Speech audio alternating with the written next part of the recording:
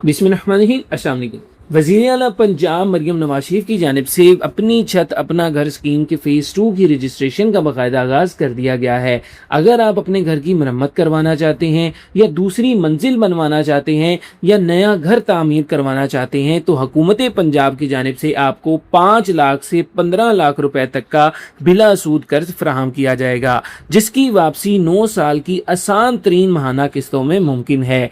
इस स्कीम की क्या रिक्वायरमेंट्स हैं, अप्लाई किस तरह से करना है, तमाम तर मालूमात आज की इस वीडियो में आपको दी जाएंगी। सबसे पहले मैं आपको बताता चलूं कि अपनी छत अपना घर स्कीम का जब फेज 1 आया था, अभी फेज 2 चल रहा है। फेज 1 में 1,74,000 लोगों का तकरीबन कर्जा मंजूर हुआ है और उन्हें 225 अरब रुपए की रकम हुकूमत पंजाब की जानिब से दे दी गई है और साथ ही साथ 1,07,179 के करीब घर अब तक मुकम्मल बन चुके हैं और उसमें 26,918 घर ऐसे हैं जिन पर काम अभी जारी है। यहाँ पर मेंशन है अपनी छत अपना घर प्रोग्राम 2026।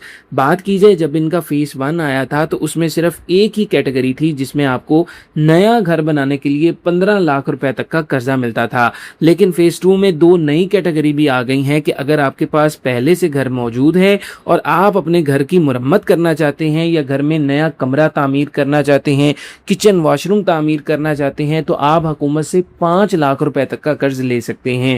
अगर आप घर की दूसरी मंजिल बनाना चाहते हैं तो उसके लिए 10 लाख का कर्जा ले सकते हैं। अगर आपके पास प्लॉट मौजूद है और आप नया घर तामीर करना चाहते हैं तो 15 लाख रुपए तक का कर्जा ले सकते हैं। इंशाअल्लाह ताला कर्जा लेना कैसे है बहुत आसान अल्फाज में पूरी वीडियो में बताऊंगा। आगे चलते हैं, शराइत की बात की जाए कौन कौन अप्लाई कर सकता है। अगर आपकी उम्र 21 से 60 साल के दरमियान है और आपके पास वैलिड CNIC मौजूद है और आप पंजाब के रहायशी हैं, ठीक है, तो आप इस स्कीम के लिए अप्लाई कर सकते हैं। सबसे अहम चीज़ पंजाब के रहायशी हों और आपके पास CNIC मौजूद हो, ये सबसे अहम शर्तें हैं। और दरख्वास्त देने वाले के नाम पर प्लॉट या घर मौजूद होना चाहिए। अगर देखें, अगर आप घर लेना नया तामीर करना चाहते हैं, जो प्लॉट है वो आपके नाम पर होना चाहिए, ठीक है। अगर आप दूसरी मंजिल तामीर करना चाहते हैं या घर की मुरम्मत करना चाहते हैं तो ये घर भी आपके नाम पर होना चाहिए जो अप्लाई करेगा। अप्लाई करने वाले के नाम पर ये चीज़ें होनी चाहिए। अब बात कर लेते हैं वेबसाइट की। ऑनलाइन अप्लाई करने के लिए आप अपना कोई सा भी ब्राउजर ओपन करेंगे। मैंने यहाँ पर गूगल क्रोम ब्राउजर ओपन किया है। ओपन करने के बाद यहाँ पर आप टाइप करेंगे ACAG। लिखने के बाद जैसे ही आप सर्च करेंगे तो सबसे पहले वाली जो वेबसाइट आपके सामने आएगी, इस वेबसाइट को आपने ओपन करना है। अगर आप ये वीडियो मुकम्मल देख लेते हैं, ना ही आपको कोई और वीडियो देखने की ज़रूरत पड़ेगी और इंशाअल्लाह ताला घर बैठे कामयाबी से आप अपना अप्लाई भी कर लेंगे बगैर किसी मसले के, ठीक है। यहाँ पर मैं इसे क्लोज करता हूँ। क्लोज करने के बाद टॉप पर ये जो 3 डॉट्स आपको मिलेंगे, एक दफ़ा यहाँ पर क्लिक करके थोड़ा सा मैं नीचे स्क्रॉल करूँ, यहाँ पर देखें डेस्कटॉप साइट, यहाँ पर आप क्लिक करेंगे तो आपको क्या फ़ायदा होगा, जैसे कंप्यूटर में आपको शो होगा ना, होता है उस तरह का शो होना शुरू हो जाएगा। तो इसका फ़ायदा होता है, कोई भी गलती नहीं होती। अब मैं थोड़ा सा क्लोज करता हूँ। यहाँ पर देखिए मैं अपनी छत अपना घर की ऑफिशियल वेबसाइट पर मौजूद हूँ।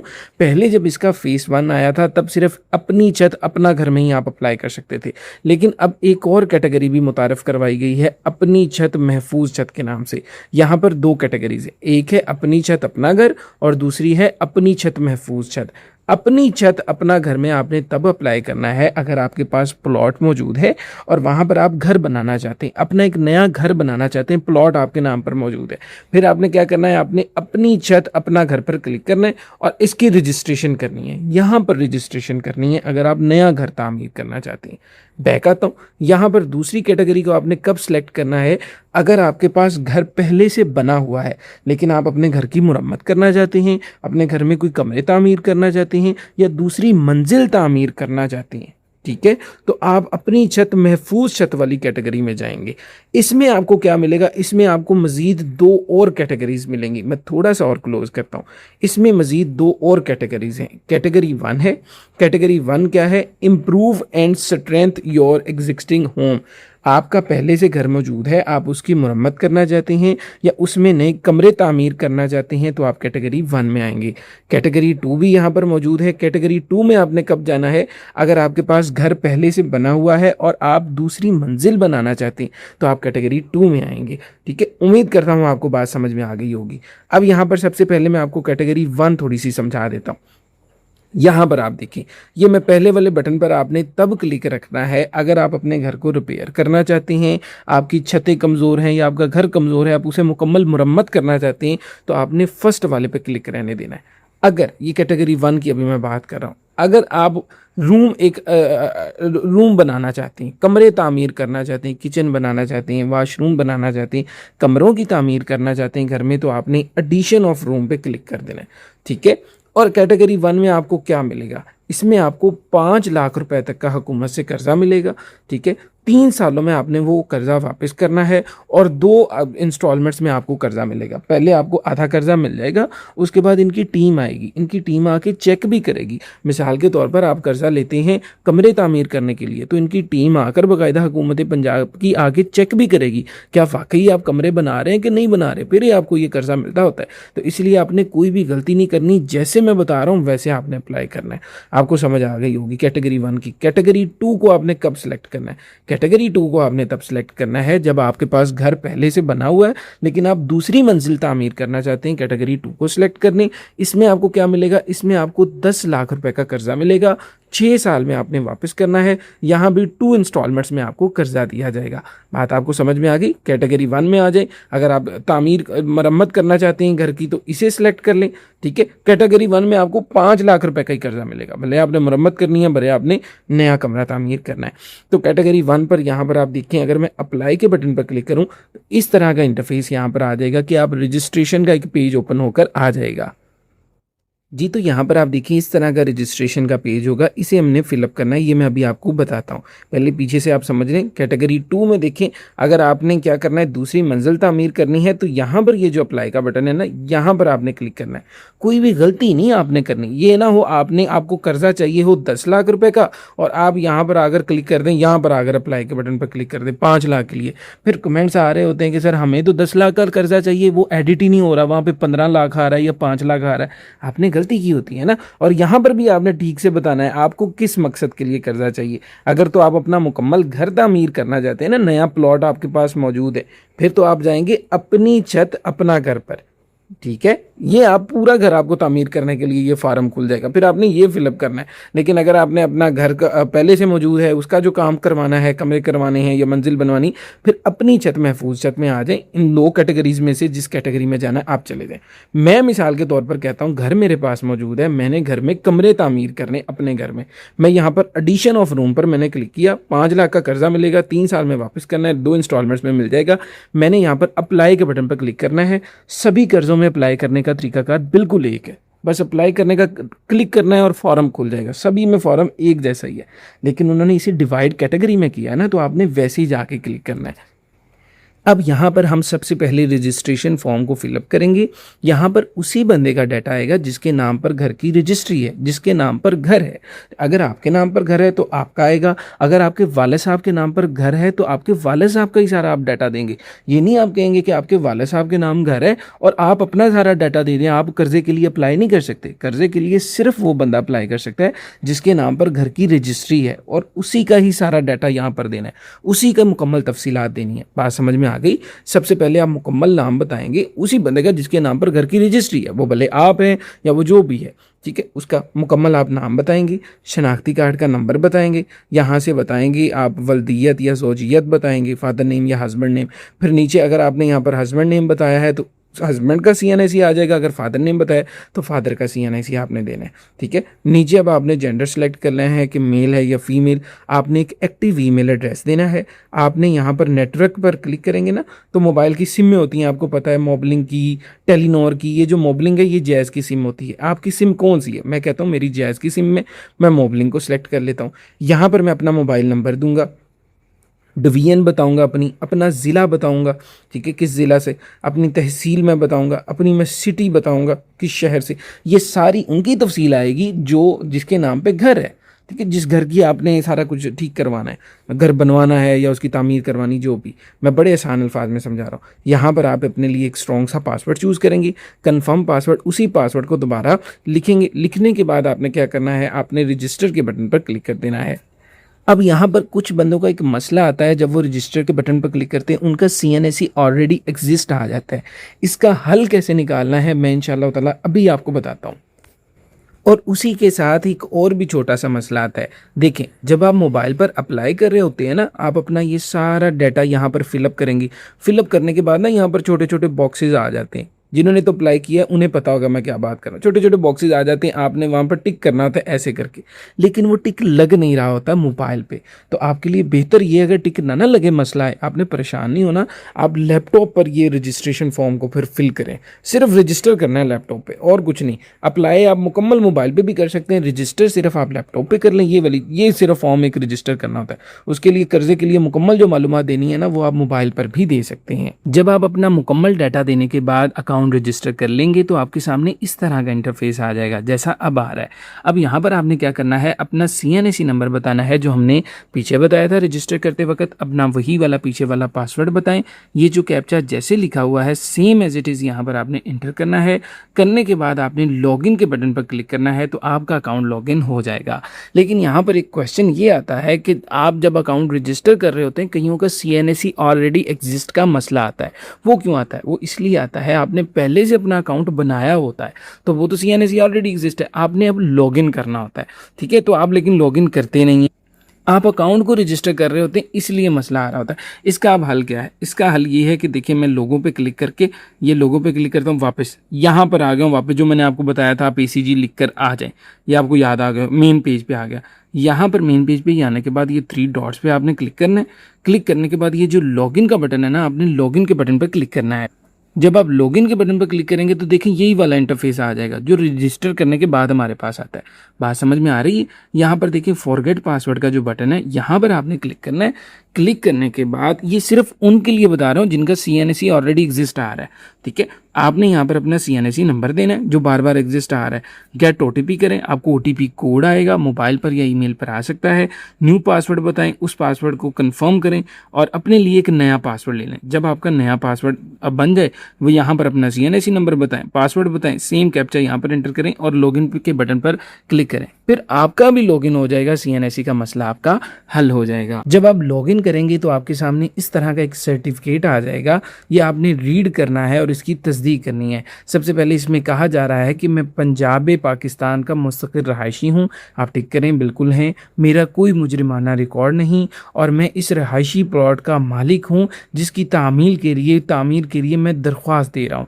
यहाँ पर भी टिक करें और यहाँ पर नीचे वो पूछ रहे हैं कि आप तस्दीक करते हैं इस बात की कि मैंने अपनी दरख्वास्त में जितनी भी मालूमात दी है वो दुरुस्त है। अगर मैं गलत मालूमात दूँ तो मेरी दरख्वास्त को रिजेक्ट भी किया जा सकता है। यहाँ पर भी आपने टिक करना है। टिक करने के बाद आपने प्रोसीड आगे बढ़ें के बटन पर क्लिक करना है। जी, तो यहाँ पर दरख्वास्त गुजार की जो भी मालूमात है ये मैंने हाइड कर दी है प्राइवेसी की वजह से। जब आपने अकाउंट रजिस्टर किया था ना, ये वही वाली मालूमात यहाँ पर आ चुकी होगी, दरख्वास्त गुजार की होगी सारी की सारी। अगर कुछ मिसिंग है तो आप फिलअप भी कर सकते हैं। यहाँ पर अब हमने जो मालूमात देनी है वो देनी है जायदाद की, यानी कि अपने घर की हमने अब मालूमात देनी है। वो बताना है आपने कि वो देहात में है या शहर में है। क्या जो आपकी जायदाद है, अगर आप कहेंगे ना देहात में है तो ज़्यादा से ज़्यादा 10 मरले से ज़्यादा की आपकी जायदाद या घर नहीं होना चाहिए। 10 मरले से ज़्यादा नहीं, कम से कम जितने मर्जी पे आप कर्ज ले सकते हैं, 7 मरला पे भी ले सकते हैं। ठीक है, 4 पे भी 10 मरले से ज़्यादा नहीं होना चाहिए देहात में। और शहर के लिए ये 5 मरला से ज़्यादा नहीं होना चाहिए। कम से कम 4 पे भी ले सकते हैं, 3 पे भी और 1 पे भी, आपकी मर्ज़ी। मलकियत की किस्म का यहाँ पर आप बताएंगे कि जो जायदाद है वो क्या है, वो रजिस्ट्री है, फ़र्द है, तमाम तरीक़ाम यहाँ पर बताई गई हैं। जो भी है आप यहाँ पर सेलेक्ट करेंगी। अब यहाँ पर आपने जायदाद का बताना है कि वो कहाँ पर है, उसका ही आपने एड्रेस वगैरह देना है, अपना नहीं देने लग जाना आपने। दरख्वास्त गुजार का तो ऊपर हमने दे दिया, अब यहाँ पर हमने जायदाद का बताना है। अगर दरख्वास्त गुजार इस वक्त लाहौर बैठा है और इसकी जो ये जायदाद है वो उकाड़ा में है तो वो उकाड़ा का ही एड्रेस देगा ना, तो आपने ये उसका एड्रेस देना है। यहाँ पर बताएं, सारा उसका एड्रेस दें, तहसील बताएं, डिस्ट्रिक्ट बताएं, अपनी जायदाद की सिटी बताएं, नीचे आपने प्लाट का मुकम्मल पता और कोई करीबी अलामती जगह का बताना है। अब यहाँ पर कर्ज़ की रकम की बात हो रही है तो ये मैं पहले ही हम 5 लाख के लिए मैं अप्लाई कर रहा हूँ तो वो मैं सिलेक्ट कर चुका हूँ, इसे अब आप चेंज नहीं कर सकते। और ना ही आपने ये करना है कि आप अपने कारोबार के लिए कर्ज लें और सारी की सारी गलत मालूमात दे दें। नहीं, ये उन्होंने सारी कुछ चेकिंग करना है, तो आप इस तरह की आपने चीज़ नहीं करनी, ऐसे आपके ये मसला ना बाद में बने। अब देखिए 5 लाख के लिए तो मैंने अप्लाई उधर सेलेक्ट किया था कि 5 लाख का कर्जा चाहिए। अब यहाँ पर वो पूछ रहे हैं कि आपको कर्जा चाहिए कितना। अगर 5 लाख ही चाहिए तो आप 5 लाख यहाँ पर लिख सकते हैं। अगर आपको कम चाहिए कि मैं कहता हूँ मुझे 3 लाख चाहिए, मेरा बन जाएगा 3 लाख में, तो आप यहाँ पर 3 लाख लिख दें, आपकी मर्जी है। कि आपको कर्जा चाहिए कितना, यहाँ पर आप बता दें। सिलेक्ट हमने 5 लाख कर लिया, अब पूरा 5 लाख भी ले सकते, कम भी ले सकते, 10 का भी यही है, आगे भी यही है, ठीक है। तो इसके बाद यहाँ से अब आपने बताना है कि आपको किस अदारे के थ्रू आपने कर्जा लेना है। नीचे अब आपने छत की हालत की नुकसान का बताना है, छत की हालत बतानी है, कितना नुकसान हुआ वो सारा कुछ बताना है। क्योंकि मैं अप्लाई कर रहा हूँ, आपको पीछे मैंने दिखा दिया 5 लाख का कर्जा ले रहा हूँ, मैं इसी नुकसान के तो ले रहा हूँ कि मुरम्मत के लिए मैं कर्जा ले रहा हूँ 5 लाख का। अब यहाँ पर देखिए, अब आपका जो दरख्वास्त था, हमारा दरख्वास्त गुजार है, उसकी मुलाजमत की हैसियत बतानी है, पेशा बताना, सारा कुछ। अगर आप यहाँ पर कह देंगे ना कि वो अनएम्प्लॉयड है, उसके पास कोई काम नहीं, तो सारे से नीचे सेक्शन गायब हो जाएंगे, ठीक है। अगर हम कहेंगे ना काम है उसके पास, तो ये फिर हमें सारे सेक्शंस फिलअप करने पड़ेंगे, ये उसकी मुलाजमत के साथ ही इनका ताल्लुक होगा। तो नीचे आकर आपने दरख्वास्त गुजार की, हमने एक फ़ोटो अपलोड करनी है अच्छी सी, रीसेंट पासपोर्ट साइज़ फ़ोटो, और उसके बाद सेव एंड नेक्स्ट के बटन पर हम क्लिक करेंगे। अब यहाँ पर आप डॉक्यूमेंट्स अटैच करेंगे, और डॉक्यूमेंट्स आप PDF में भी अटैच कर सकते हैं, JPG, PNG, इन फॉर्मेट्स में अटैच कर सकते हैं, और 1 MB से ज़्यादा फाइल साइज़ नहीं होना चाहिए। कौन कौन से डॉक्यूमेंट्स अटैच करने हैं? सबसे पहले तो आपने CNSE की फ्रंट साइड की पिक्चर अटैच करनी है एप्लीकेंट की। यहाँ पर चूज़ फाइल पर क्लिक करेंगे और आपने CNSE की फ्रंट साइड की पिक्चर अटैच करनी है। देन आप CNSE की बैक साइड की पिक्चर अटैच करेंगे। ओनरशिप डॉक्यूमेंट आपने अटैच करना है, फ़र्द पड़ी हुई है, रजिस्ट्री पड़ी है, या कोई और डॉक्यूमेंट है तो वो आपने यहाँ पर अटैच करना है जो घर का आपके पास मौजूद है, जिससे पता चल सके घर किसके नाम है। और उसके बाद आपने फ़ोटोज़ अटैच करनी है, जो भी हम काम करवा रहे हैं। अगर आप डबल स्टोरी बनवाना चाहते हैं तो ऊपर वाले हिस्से की कुछ तस्वीरें बनाकर वो PDF में देनी है, या अगर आप छत की मरम्मत करवाना चाह रहे हैं तो जो भी आपने काम करवाना है ना, उनकी कुछ तस्वीरें बनाकर PDF में आपने चूज़ फाइल पर क्लिक करके अपलोड करनी है। करने के बाद आपने सेव एंड नेक्स्ट के बटन पर क्लिक करना है जी। तो आप ये लास्ट स्टेप में आ जाएंगे। यहाँ पर आपसे वो पूछ रहे हैं, अगर आप कोई फीडबैक या राय देना चाहें इस प्रोग्राम के बारे में आप दे सकते हैं, कोई रिक्वेस्ट करना चाहें, राय देना चाहें, यहाँ पर आपने देनी है। देने के बाद आपने यहाँ पर सबमिट के बटन पर क्लिक करना है जी। तो मैंने यहाँ पर राय अपनी दी है। राय देने के बाद मैं सबमिट के बटन पर क्लिक करूँगा। तो यहाँ पर आपसे पूछ रहे हैं कि आप वाकई में अपनी एप्लीकेशन को सबमिट करना चाहते हैं। को एक बार अगर देखना चाहें तो आप देख भी सकते हैं, लेकिन मेरी सारी इन्फॉर्मेशन ठीक है, तो मैं यहाँ पर ओके के बटन पर क्लिक करूँगा। अब यहाँ पर आपके सामने आ जाएगा कि मैं तस्दीक करता हूँ कि मैंने जितनी भी दरख्वास्त दी है वो सारी मालूमात मेरी बिल्कुल ठीक है। अगर कोई गलत होगी तो आपकी एप्लीकेशन को रिजेक्ट भी किया जा सकता है। ये सब कुछ रीड करने के बाद आपने एग्री के बटन पर क्लिक करना है। ये यहाँ पर फाइनल प्रोसेसिंग हो रही है जी। तो जैसे ही एप्लीकेशन सबमिट होगी, यहाँ पर आपको एप्लीकेशन ID मिल जाएगी। इस एप्लीकेशन ID को आपने ज़रा ध्यान से अपने पास रख लेना है। आपका नेम लिखा होगा, बाकी भी सारी आपकी इन्फॉर्मेशन यहाँ पर लिखी हुई है। एप्लीकेशन ID आपने अपने पास रख लेनी है, और आप अपना स्टेटस चेक कर सके करेंगे कि आपकी जो एप्लीकेशन है वो कहाँ तक पहुँची। उसी के लिए बस आपने करना ये करेगा कि आप लॉगिन किया करें, अपनी ID CNSE दे के पासवर्ड लॉगिन करें, और आप ही अपना स्टेटस चेक किया करेंगे कि आपकी जो एप्लीकेशन है वो कहाँ तक पहुँची है। एप्लीकेशन स्टेटस देखने का तरीकाकार बहुत आसान हुआ करेगा। 3 डॉट्स पर जाएं। 3 डॉट्स पर जाने के बाद आपने लॉगिन के बटन पर क्लिक करना है। लॉगिन का वही वाला सेक्शन आपके पास आ जाएगा। ये देखिए सेम वही ओपन होकर आ गया जिस पर मैंने पहले भी लॉगिन करके आपको दिखाया था।